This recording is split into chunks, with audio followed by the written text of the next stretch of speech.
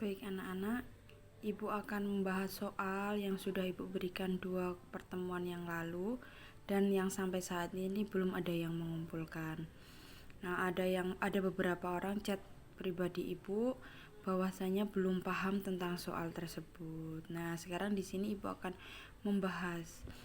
Kalian di sini akan belajar tentang dimensi 3. Nah, kunci untuk belajar dimensi 3 adalah kalian bayangkan sebuah bangun. Kalau memang di dalam soal itu ditanya kubus, ya kalian bayangin aja bentuk kubus itu seperti apa.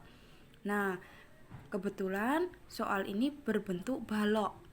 Bedakan ya antara balok dan kubus. Nah, ini di sini Ibu sudah menggambar bahwasanya bentuk balok. Bentuk balok A, B, C, D, E, F, G, H. Nah, di soal juga dijelaskan bahwa titik P adalah koordinat titik atas. Titik Q adalah koordinat titik alas. Nah, lihat namanya koordinat itu di tengahnya. Nih, pertemuan garis AC. Nah, garis AC ini namanya diagonal bidang. Ibu ulangin, garis AC, garis BD ini namanya diagonal bidang. Nah, titik Q adalah koordinat alas. Alasnya kan A, B, C, D. Ini alas. Nah, koordinatnya di tengahnya. Nah, ini titik Q. Begitu juga titik P, koordinat atas. Atasnya, bidang atasnya itu E, F, G, H. Nah, koordinatnya berarti di tengah sini titik P. Paham sampai sini ya? Nah, sekarang kita ke soal. Kemarin kita sudah belajar tentang kedudukan. Kedudukan itu ada kedudukan titik terhadap garis, titik terhadap bidang, garis terhadap garis, garis terhadap bidang, bidang terhadap bidang. Sudah Ibu jelaskan semua. Nah, sekarang di sini titik P dengan bidang A, C, G, E. Nah, kamu kuncinya satu, titik P. Titik V kamu fokus di titik P. Terus bidangnya mana? A, C, G, E. A, C, G, E itu mana? A, ikutin, pahami, ikutin pena Ibu berjalan. A, C, G, E. Berarti bidangnya adalah bidang yang di sini kan? Dia gini, kalau di ruangan antara pojok dengan pojok dibuatkan tembok.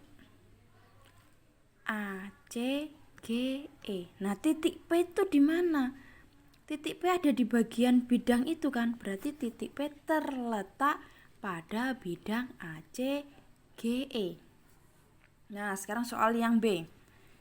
Titik Q dengan bidang B, D, H.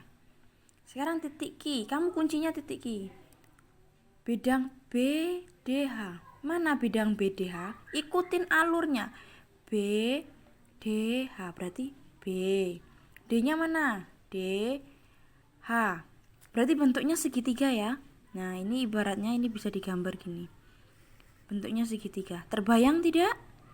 Nah, titik Q ada di mana? Ada di bidang tersebut. Berarti titik Q dengan bidang BDH itu terletak. Jadi titik Q itu terletak pada bidang BDH. Paham ya? Nah, sekarang yang C. Garis terhadap garis. Garis EP. EP mana? EP. Dengan garis GC. GC. Lihat ini garis EP-nya di sini, garis GC-nya di sini. Berpotongan tidak? Tidak. Bersilangan tidak? Tidak. Bersejajar tidak? Tidak. Nah, jawabannya bersilangan karena dia tidak berpotongan dan tidak sejajar. Ibu ulangin. E, P, G, C. Nah, sekarang yang D. Garis QF dengan garis AD. Mana garis QF-nya? QF. Nah, ini kan ditarik garis gini ya. QF. QF dengan garis apa? AD. AD-nya ada di sini. Nah, berarti apa? Bersilangan. Paham ya? Nah, sekarang yang garis. Nah, yang E ini antara garis terhadap bidang. Lihat, garis HG. Nah, G di atas ya. Dengan bidang ACGE. ACGE. Bidangnya ACGE. Garisnya HG. Berarti apa jawabannya? Berpotongan. Berpotongannya di titik G. Ya tidak? Ini kan bidangnya. Bidangnya AC. Nah, ini bidangnya. Nah, setelah bidangnya, garisnya di sini. Nah, kalau digambar keluar, gambarnya kan seperti ini. Nah, ini kan A, C, G, E. Nah, garis HG-nya di sini. HG berarti ketemunya di mana? Titik G. Ya tidak.